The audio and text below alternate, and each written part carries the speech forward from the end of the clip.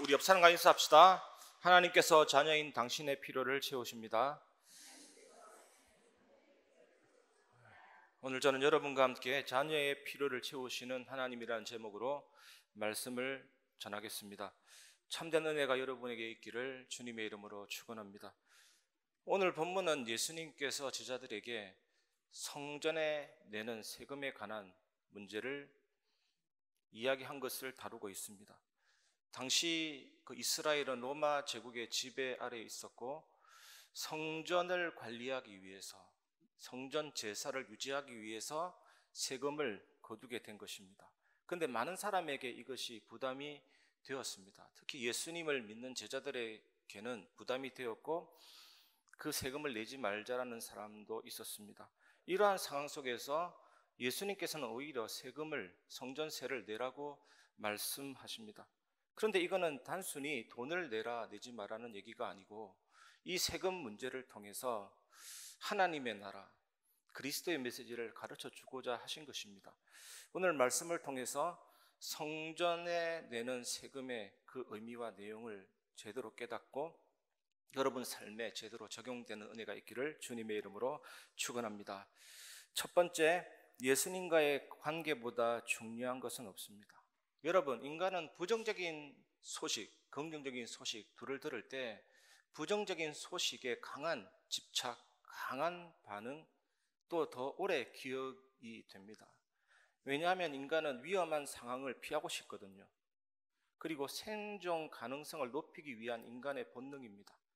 그리고 인간은 얻는 것보다 잃는 것을 더 두려워합니다. 그걸 심리학적으로 손실회피라고 하는데 100원짜리 동전이 가치가 없어도 가지는 것보다 잃는 것을 더 두려워합니다. 또 특히 나쁜 소문이 퍼질 때 다른 사람들의 반응에 크게 동조하고 크게 영향을 받게 됩니다. 특히 언론과 어떤 미디어 이런 쪽에서는 오히려 나쁜 소식에 더 많은 관심을 가지죠. 그리고 더 자세하게 정보를 보도합니다. 왜냐하면 그래야 사람의 많은 관심을 끌어당기고 시청률을 높일 수가 있습니다. 그래서 우리는 알게 모르게 나쁜 소식에 엄청나게 노출된 그런 시대를 살고 있습니다. 그래서 크게 우리가 동요되고 크게 영향을 받을 수가 있습니다. 오늘 본문 보십시오.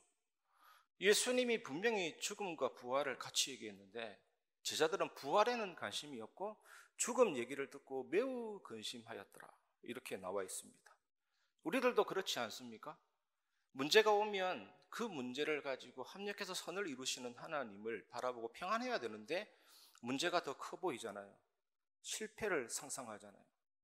아무래도 안 될 것 같아 낙심하잖아요. 하나님이라도 이번 상황은 어쩔 수 없다 그렇게 낙담하잖아요. 모세도 그런 불신앙에 빠진 적이 있습니다.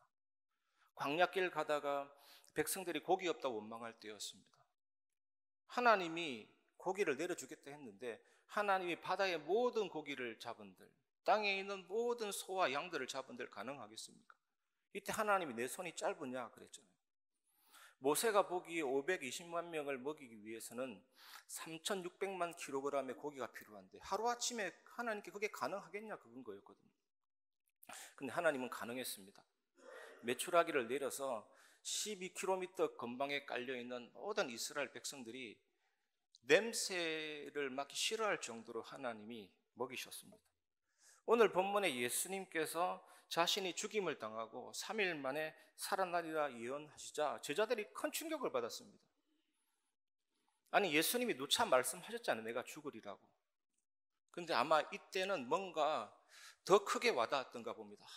죽음이라는 것은 가장 잔혹한, 끔찍한 일이잖아요. 인간적으로 볼 때 큰 두려움이었을 것입니다. 여러분, 제자들의 근심을 한마디로 말하면 비통함입니다. 비통함. 예수님의 죽음 소식을 듣자마자 절망, 슬픔, 앞으로 어떻게 살아가지 불안과 두려움이었을 것입니다. 22절에서 23절 보시면 갈릴리에 모일 때에 예수께서 제자들에게 이르시되 인자가 장차 사람들의 손에 넘겨져 죽임을 당하고 제3일에 살아나리라 하시니 제자들이 매우 근심하더라. 예수님이 죽음에 대한 확실성을 완전히 못 박은 것이죠. 딱 강조하시면서 이제 부활할 거라고 말씀하셨습니다. 그런데 이 말씀에는 예수님이 지금까지 언급하지 않으셨던 배신에 관한 언급이 최초로 나옵니다. 사람들의 손에 넘겨져. 이것은 가룟 유다의 배신에 의해서 사람들의 손에 넘겨진다는 뜻입니다. 제자들이 이 사실을 이해했을까요? 제자들이 매우 근심하였다. 이 말을 보면 어느 정도는 이해했을 거라고 봅니다. 제자들은 예수님이 죽음 당할 것이라는, 예수님을 잃게 될 것이라는 요점을 파악하고 있는 것 같습니다. 그러나 무엇을 놓쳤습니까? 예수님의 죽음이 무엇을 의미하는지, 왜 죽으셔야 하는지, 왜 부활하셔야 하는지를 이해하거나 믿지 못했습니다. 마가는 이렇게 기록하고 있거든요. 그들은 예수님의 뜻을 이해하지 못했고 그것에 대해서 묻기를 두려워하였다라고 말하고 있습니다. 마가복음 9장 32절, 그러나 제자들은 이 말씀을 깨닫지 못하고 묻기도 두려워하더라. 누가는 또 예수님의 뜻이 그들에게 숨겨져 있어서 그들은 깨닫지 못하였다고 덧붙입니다. 누가복음 9장 45절, 그들이 이 말씀을 알지 못하니 이는 그들로 깨닫지 못하게 숨긴 바 되었습니다. 또 그들은 이 말씀을 묻기도 두려워하더라. 제자들은 예수님께 아주 강한 애착을 가지고 있었습니다. 그래서 예수님이 곧 자신을 떠날 것이라는 암시에 매우 근심했습니다. 제자들은 예수님을 따르며 예수님의 가르침을 배우며 엄청난 기적을 경험하며 깊은 영적 유대감을 형성하게 되었거든요. 또 예수님은 제자들에게 안전, 보호를 제공해 주면서 주요 양육자의 역할을 수행하셨습니다. 그래서 제자들은 예수님 없이 어떻게 살아가지? 예수님 없이 어떻게 인생을 살아갈까? 정말로 막막하고 불안했을 것입니다. 그런데 여러분, 제자들이 깊이 근심한 이유는 따로 있습니다. 뭐냐면 제자들은 예수님이 메시아인데 그 메시아가 정치적인 메시아, 민족적인 메시아라고 생각했거든요. 오셔서 이스라엘을 해방시켜 주시고 진정한 땅의 평화가 이스라엘 중심으로 회복될 것이라고 믿었거든요. 사도행전 2장에 가서야 바뀝니다. 사도행전 1장에 예수님 성천하는 순간에도 이스라엘 나라를 회복하심이 이때니까 바뀌지 않은 것이 이런 부분이었습니다. 예수님이 죽는다는 것이 이해가 안 됩니다. 메시아가 왜 죽어야 되냐? 또 메시아의 죽음이 어떻게 구원과 연결이 될까? 엄청나게 복잡하고 혼란스러워서 매우 근심한 것입니다. 저는 말씀을 준비하면서 이런 생각이 들었습니다. 여러분은 안 그렇습니다. 요즘 기독교인들 중에 예수님 없이도 얼마든지 나는 잘 살 수 있다. 예수님이 절대적인 분이 아닌 거예요, 그분한테는. 그리스도를 믿는 신앙을 가지고 있다고 하면서 예수님의 죽음과 부활이 경험되지 않아서 자기 욕심, 자기 동기, 나 중심, 인본주의로 살고 있는 분들이 있습니다. 그러한 상태는 굉장히 위험해집니다. 마귀의 유혹을 받고 죄악과 타락에 떨어질 수가 있고 하나님과의 관계에 멀어질 수 있습니다. 이게 창세기 3장이잖아요. 그리고 영적인 축복을 다 놓칠 수가 있습니다. 여러분, 우리는 과거 예수님을 따라다녔던 제자들보다 더 큰 축복이 이미 임했습니다. 예수님이 지금 내 안에 계시기 때문이고 여러분 속에 계시기 때문입니다.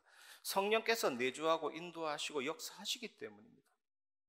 그런데 예수님 없이 내 마음대로 살아가는 사람들이 많은 게 현실이잖아요. 그 이유가 무엇입니까?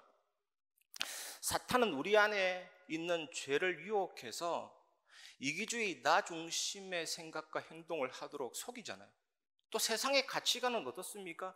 개인주의, 성공주의, 물질주의, 이런 것들이 이기주의로 나 중심으로 살도록 조장합니다.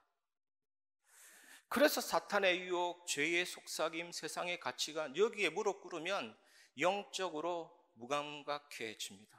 하나님 말씀에 대해 무지하면 이기적인 삶을 살 수밖에 없는 것입니다. 예수 그리스도의 주권과 왕권을 거부하게 됩니다. 싫어하게 됩니다. 그분의 통치 내가 왜 받아야 돼? 내 마음대로 인생을 살고 싶은데. 사탄은 또 네 인생은 네 것이니까 네 마음대로 살아라 부추기잖아요. 그게 창세기 3장이잖아요. 예수님에 대해서 무관심해지고 예수님에 대해서 소극적으로 되고 홀로 고립이 되고 하나님 자녀로서의 소속감을 잃어버리고 하나님과의 관계를 거부하게 되고 벽을 세우고 혼자 지내게 됩니다. 그런 그리스도인들이 많은 게 요즘 현실입니다. 여러분, 왜 예수님이 상하셨습니까? 왜 예수님이 찔리고 채찍맞고 징계를 받으셨습니까? 너무나도 중요한 복음이 우리에게 진짜로 필요한 것입니다. 한쪽 끝에는 뼈가 달려있고 한쪽 끝에는 쇠구슬이 달려있고, 한번 상상해 보십시오. 그 31가닥 되는 채찍이 휘갈기면 껍질이 벗겨지고 근육이 파괴되고 그러잖아요. 십자가를 지고 가다가 쓰러져서 폐와 심장 사이에 혈액이 많이 고이신 예수님, 피 3분의 1을 쏟으시고 신체 기능이 급격히 붕괴되고 횡격막이 들러 올라가서 호흡도 할 수 없는 지식 가운데 죽으시고 다 이루시고 모든 문제를 해결하신 그 십자가 복음이 왜 필요합니까? 그 십자가는 우리의 죄를 가져가시고 하나님의 의를 우리에게 주셨습니다. 우리에게서 죽음을 가져가시고 우리에게 영원한 생명을 주셨습니다. 우리에게 있는 저주를 가져가시고 하늘의 축복을 주셨습니다. 십자가는 사망으로 사망의 세력을 잡은 자를 이기신 승리입니다. 이사치사, 죽음으로 죽음의 세력을 잡은 사탄을 꺾은 것입니다. 부활하사 사망과 사탄의 권세를 꺾은 것입니다. 그래서 여러분, 이 복음을 알면 할수록 이제는 응답이 있든지 없든지 죽든지 살든지 오직 예수 완전 복음 되는 은혜가 임하게 됩니다. 그것이 참된 응답 받는 길임을 믿으시고 이번 한 주간 회복하시기를 주님의 이름으로 축원합니다. 예수님은 죽음과 부활에 대해서 제자들에게 말씀하신 다음 성전과 본인과의 관계에 대해서 말씀하십니다. 이것이 우리가 두 번째로 나눌 내용입니다. 두 번째, 예수님의 메시아적 정체성과 신자의 지위입니다. 24절에서 26절입니다. 가버나움에 이르니 반세겔 받는 자들이 베드로에게 나와 이르되 너의 선생은 반세겔을 내지 아니하냐 이르되 내신다 하고 집에 들어가니 예수께서 먼저 이르시되 시몬아 내 생각은 어떠하냐? 세상 임금들이 누구에게 관세와 국세를 받느냐? 자기 아들에게냐 타인에게냐? 베드로가 이르되 타인에게이니이다. 예수께서 이르시되 그렇다면 아들들은 세를 면하리라. 예수님과 제자들이 가버나움에 이릅니다. 당시 가버나움에는 베드로의 집이 있었습니다. 그래서 예수님과 제자 일행들은 베드로의 집을 자주 이용했습니다. 그때 성전세를 거두는 자들이 베드로에게 나왔습니다. 이스라엘에서 만 20세 이상 되는 사람은 1년에 한 번 반세겔을 내어야 했습니다. 성전세로. 성전세는 성전을 관리하고 성전 제사를 유지하기 위해서 내는 세금이거든요. 그런데 이 반세겔이 일반 노동자의 이틀 품삯입니다. 꽤 크죠, 사실은. 성전세를 거두는 자들은 베드로에게 와서 너희 선생은 반세겔을 내지 아니하느냐라고 물었습니다. 그런데 이 말은 굉장히 강한 표현입니다. 너희 선생은 반세겔을 내겠지, 이렇게 아주 당당하고 확실하게 당연히 낼 것처럼 묻는 질문입니다. 당시 모든 유대인 성인 남자들이 성전세를 냈기 때문에 당연히 베드로는 우리 선생님 예수님도 성전세를 내신다, 또 예수님도 법대로 성전세를 내시고 계셨거든요. 그런데 또 예수님은 성전세를 낼 필요 없다라고 또 말씀하십니다. 베드로에게 세상의 임금들이 국세와 관세를 받는데 아들에게서 받냐 타인에게서 받냐라고 질문했습니다. 이때 베드로는 그 성전세 세금을 타인에게서 받는다라고 말했거든요. 당연하지 않습니까? 세상의 임금들은 세금을 아들에게서 받지 않습니다. 타인에게서 거둡니다. 그러면서 예수님은 그렇다면 아들들은 세금을 면하리라고 말씀하십니다. 따라서 예수님과 그의 제자들은 하나님의 아들들이기 때문에 성전세를 낼 필요가 없었습니다. 그러면 왜 그동안 예수님이 성전세를 또 내셨으며 성전세를 내지 않으면 성전이 관리되고 유지가 될 수 없지 않습니까? 왜 그렇습니까? 예수님은 중요한 교훈을 가르치기 위해서 이렇게 하신 것입니다. 법대로 성전세를 내셨지만 자신의 메시아적인 정체성, 또 신자들의 진정한 지위를 가르쳐 주시기 위해서 성전세를 소재로 말씀하신 것입니다. 그래서 베드로는 이렇게 생각했을 것입니다. 아니, 예수님은 하나님의 아들이시고 나는 하나님의 아들 예수님을 따라다니는데 왜 이렇게 성전세를 내야 하지? 예수님은 그 베드로의 생각을 한편으로는 인정했지만 그 한계점을 지적하십니다. 여러분, 예수님은 왕의 아들로서 단순히 세금 면제를 누리기 위해서 오신 분이 아니거든요. 이 예수님은 하나님 나라를 이 땅에 가져오시기 위해서 이 땅에 오신 하나님이면서 영광의 능력의 하나님이시잖아요. 마태복음이 말하는 하나님의 나라는 하나님의 주권과 통치를 말합니다. 예수님이 병든 자를 고치고 예수님이 죽은 자를 살리고 나는 주인이다, 나는 통치자다. 돼지떼 속에서 귀신을 떠나 귀신이 들어가서 돼지떼가 죽는가 하며 바람과 풍랑을 잠잠게 하시는가 하며 오병이어로 5,000명을 먹이고 12 강주리를 남기는가 하며 하나님의 주권과 통치를 말하는 것입니다. 또 마태복음에서 하나님의 나라는 하나님의 뜻이 이루어지는 곳이고 또 그 하나님의 나라는 예수 그리스도를 중심으로 한 구원을 말합니다. 이 예수님을 통해서 죄사함을 받고 이 예수님을 통해서 저주에서 노임을 받고 이 예수님을 통해서 사탄의 권세에서 해방되는 것입니다. 이것을 가르치고 이것을 보여주시고 이것을 행하신 분이 바로 예수 그리스도시거든요. 여러분, 세상의 세금은 자발적인 것이 아닙니다. 법적인 것입니다. 안 내면 안 되는 것이지만 하나님께 드리는 헌금은 자발적인 것입니다. 믿음으로 하는 것입니다. 감사로 하는 것입니다. 여러분, 성경은요, 돈이 거룩하다라고 말하고 있습니다. 11조는 돈이 거룩하다라는 확신을 행동으로 보이는 오래된 성경적 관행입니다. 여러분이 노동의 결과의 첫 결실을 하나님 앞에 드리는 것이거든요. 하나님은 흙과 땅, 금과 은, 주석, 플라스틱, 신용카드 모든 것을 창조하신 분이십니다. 하나님이 우리가 일할 땅을 주시고 우리가 힘쓸 근육도 주시고 생각할 두뇌를 주시고 일할 수 있는 일자리를 주시지 않았다면 아무것도 얻지 못했을 것이라는 확신이 담겨 있는 것이 11조거든요. 여러분, 우리는 하나님이 주신 재료를 가지고 일을 하게 됩니다. 그래서 여러분, 정말 이 예수 그리스도 이름으로 결과물을 먼저 드리는 것입니다.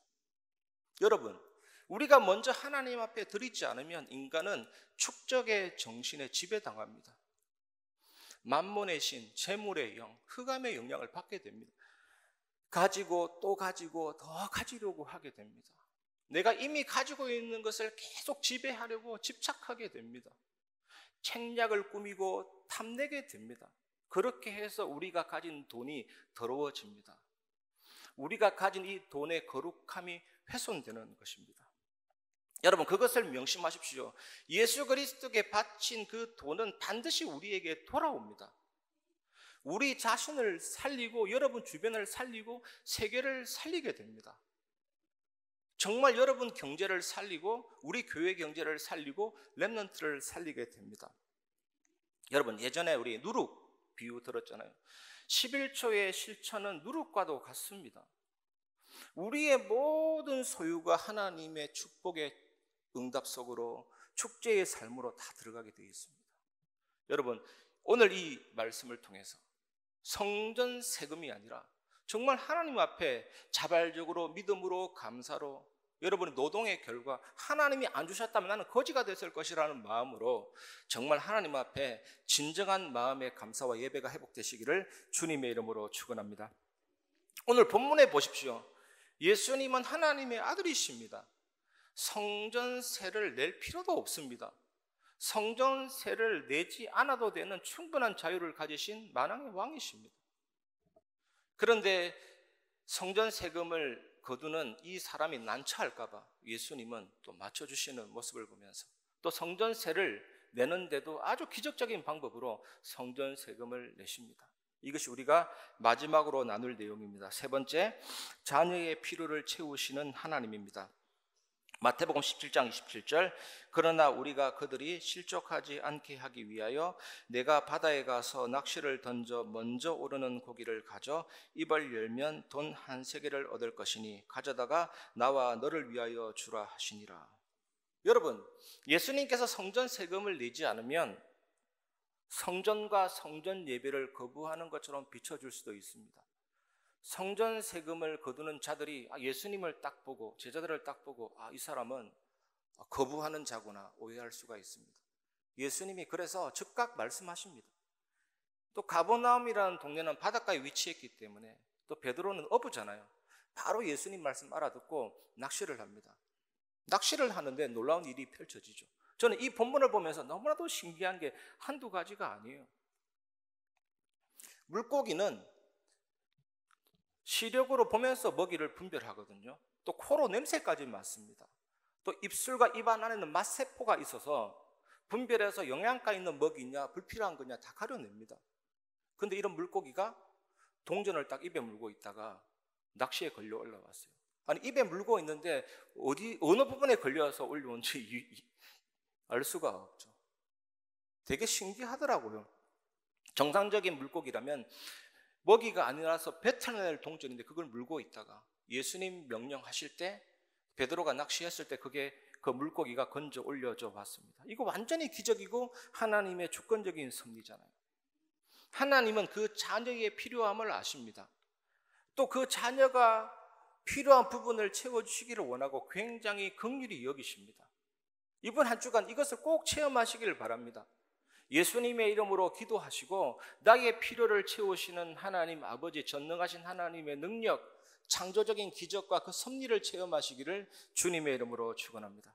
온전히 이 비밀 누리시기를 바랍니다. 말씀을 마무리하겠습니다. 말씀 결론은 기도의 행복을 누려라입니다. 요한복음 16장 24절 지금까지는 너희가 내 이름으로 아무것도 구하지 아니하였으나 구하라 그리하면 받으리니 너희 기쁨이 충만하리라. 이 말씀의 기쁨은 기도의 직접적인 열매를 말합니다. 여러분, 기도하면 응답이 오는 결과에만 집착하지 마시기 바랍니다. 성공이 우리의 목표 아니잖아요. 내 삶의 형통이 나의 삶의 목표 아니잖아요. 그거는 올 수도 있고 안 올 수도 있고 하나님 은혜를 베푸시지만 정말로 기도하는 사람은 기도의 직접적인 응답과 열매가 먼저 옵니다. 기쁨이 먼저 옵니다. 기도하는 자에게는. 응답이 온다 안 온다 차원이 아니죠. 기도를 지속하는 사람에게는 직접적인 열매가 먼저 맺힙니다. 영혼의 기쁨과 만족과 평안과 확신이 먼저 임하게 됩니다. 기도하는 사람은 하나님과의 관계가 돈독해집니다. 하나님과의 관계가 깊어집니다. 하나님을 진정으로 신뢰하게 됩니다. 내 영혼의 상태가 최상의 상태가 됩니다. 하나님 자신이 우리의 견고한 망대가 되십니다. 잠언 18장 10절에 보면 여호와의 이름은 견고한 망대라 의인은 그리로 달려가서 안전함을 얻느니라. 망대가 뭡니까? 하나님이 나를 지키시고 하나님이 나를 보호하고 하나님이 나와 동행하시는 겁니다. 그 견고한 망대가 되어주시는 것입니다. 그 성삼위 하나님이 우리를 기도의 여정 속으로 인도하시죠. 하나님과의 친밀한 교제와 그 능력과 그 응답을 누릴 수 있도록 기도의 여정으로 인도하시면서 세상 살이는 정확한 이정표 속으로 이끌어 주십니다. 그래서 여러분 이 축복을 아침에, 점심에, 저녁에 저는 아침에 기도를 지속하다 보니까 체질이 바뀌어요. 하나님 바라보는 체질로 변화됩니다. 밤에 잘 때도 기도하게 되고 기도 속에서 내 삶이 움직이게 되면서 온전한 치유가 딱 임하죠. 여러분 화학 공장에 가면 이 파이프들이 막 꼬여 있잖아요. LG 화학 막 꼬여 있습니다. 그것을 파이프 라인이라고 하는데 정말 내 속에 95% 잠재된 각인뿌리 체절, 상처와 좌절 막 꼬여 있는 것. 정말 하나님의 치유가 임하고 하나님의 회복이 임하고 하나님이 통치하고 다스리고 이 기쁨과 평안과 확신이 임하고 하나님 자신이 나의 힘이 되고 막 임해버리면 파이프라인이 플랫폼으로 바뀝니다. 파이프라인 반대가 플랫폼이에요. 나 자신이 충만해집니다. 여유가 생깁니다. 평안이 생깁니다. 하나님으로 만족하고 감사가 넘치고 그래서 나 자신과 개인과 만남과 가정과 직장을 제대로 이해하고 살리고 기도하는 증인이 되는 것입니다. 파수망대가 되면서 결국에는 이 복음이 나를 통해 전달되고 확산되는 안테나의 역할도 여러분 할 수가 있는 것입니다. 이 축복 속으로 들어가시기 바랍니다. 그러면 진짜로 느껴지는 것이 문제가 아닙니다. 이 복음은 응답만 축복이 아니고 반대편도 축복입니다. 모든 것이 발판이 되고 갈등이 갱신이 되고 위기가 기회가 되면서 이제는 흔들리지 않는 절대망대가 되는 것입니다. 절대망대가 다른 게 아니라 하나님이 나와 함께 하시기 때문에 우리는 흔들리지 않는 그리스도의 제자가 되는 것입니다. 이 축복을 진짜로 누리시고 승리하시기를 주님의 이름으로 축원합니다. 오늘은 성교 축제 주일로 지키면서 이제 성찬식을 진행하게 되는데, 성찬식은 예수님의 죽으심을 기억하는 것입니다. 그 나를 위해 찢기신 그 고난의 그 살, 나를 흘리신 그 보혈의 피, 그것을 먹고 마시는 겁니다. 우리 속에 들어와서 정말 그 귀중한 복음의 비밀을 누리면서 이제는 이 복음을 전 세계로 전달해야 되겠습니다. 오늘도 예배에 미국의 김영준 선교사님이 오셨는데, 정말 우리는 앞으로 의미 있는 전도 선교를 통해서 세계를 살리는 일에 쓰임받아야 될 줄 믿습니다. 이 축복 누리는 증인 되시기를 주님의 이름으로 축원합니다. 하나님은 너를 지키시는 자, 우리의 필요를 채우시는 하나님을 기억하고 감사하면서 이 찬양을 부르고 성찬식을 진행하도록 하겠습니다. 같이 찬양하겠습니다.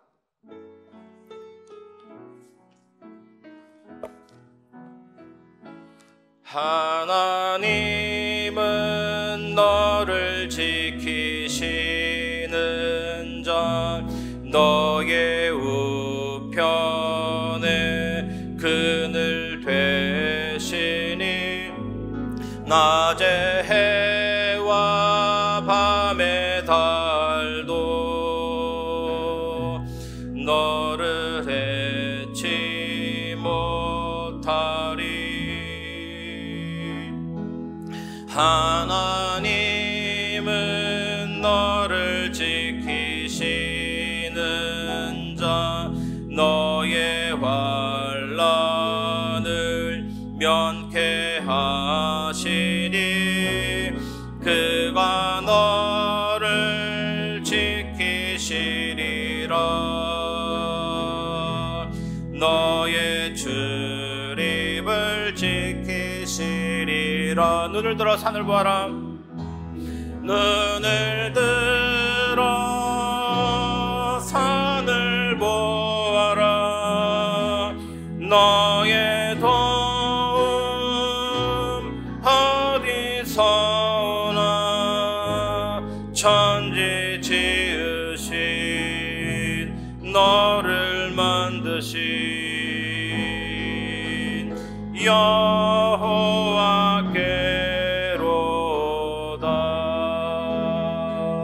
아멘. 이 시간 성찬식을 진행하겠습니다. 성찬식은 예수 그리스도를 기억하는 겁니다. 또 예수 그리스도 다시 오실 때까지 예수님의 십자가에서 죽으신 것, 찢기신 살, 흘리신 보혈을 기념하면서 그 구원의 은혜를 누리고 부활을 소망하는 귀중한 예식입니다. 이 시간 예수님이 죽으시고 피 흘린 것을 기념하는 잔과 떡을 먹으면서 예수 그리스도의 죽음과 부활에 온전히 연합되시고 우리의 번성과 죄악을 이기고 부활하사 사망과 사탄을 정복하신 예수 그리스도의 부활을 힘입어 마음의 평안과 영생의 소망을 확신하고 감사하는 귀중한 시간 되시기를 바랍니다.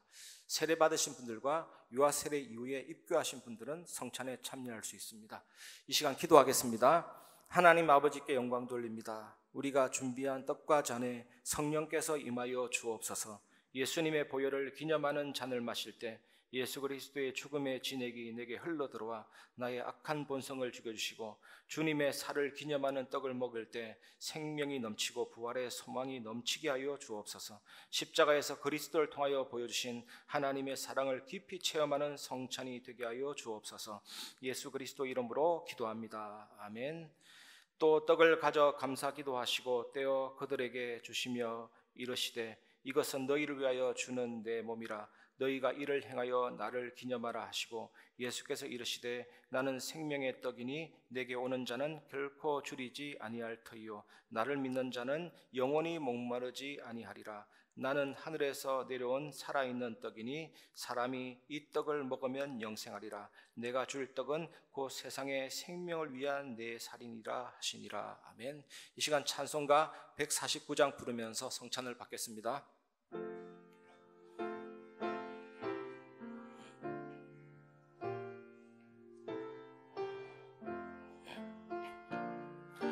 주 달려 죽은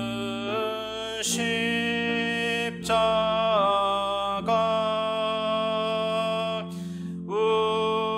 우리가 생각할 때에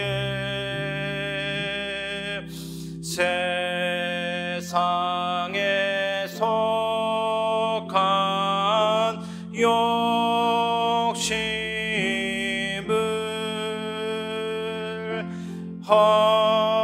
헛된 줄 알고 버리네.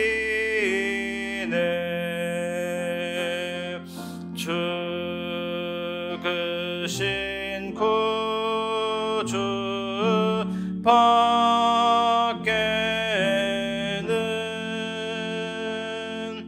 자랑을 말게 하소서. 보혈의 공로 힘입어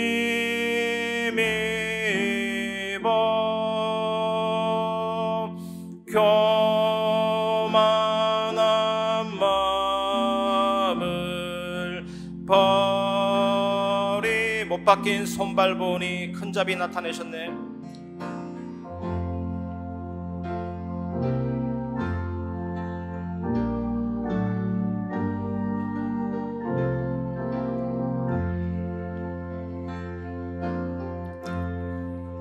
잡이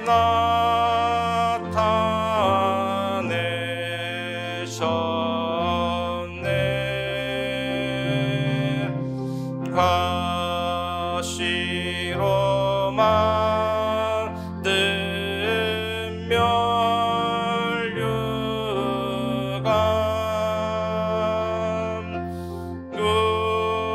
우리를 위해 잔을 나누시기 바랍니다. 온 세상 만물 가져도 온 세상 만물 가져 주의 못담 갚게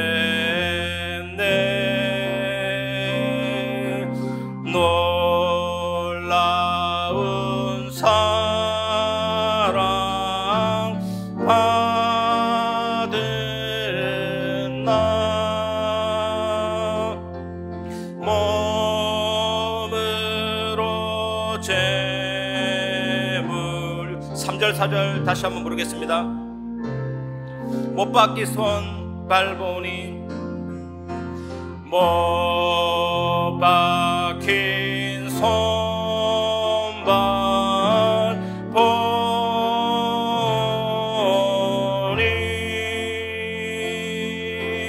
큰 잡이 나타내셨네.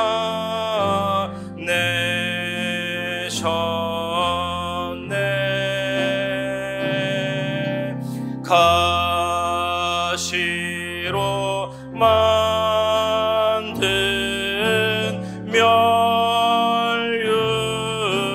멸류관 우리를 위해 온 세상 만물 가져도 주 안에 못다 갚겠네. 온 세상 만물 가져도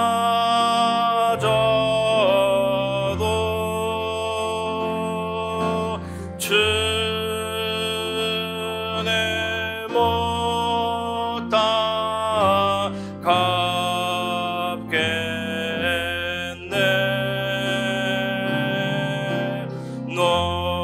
놀라운 사랑 받은 나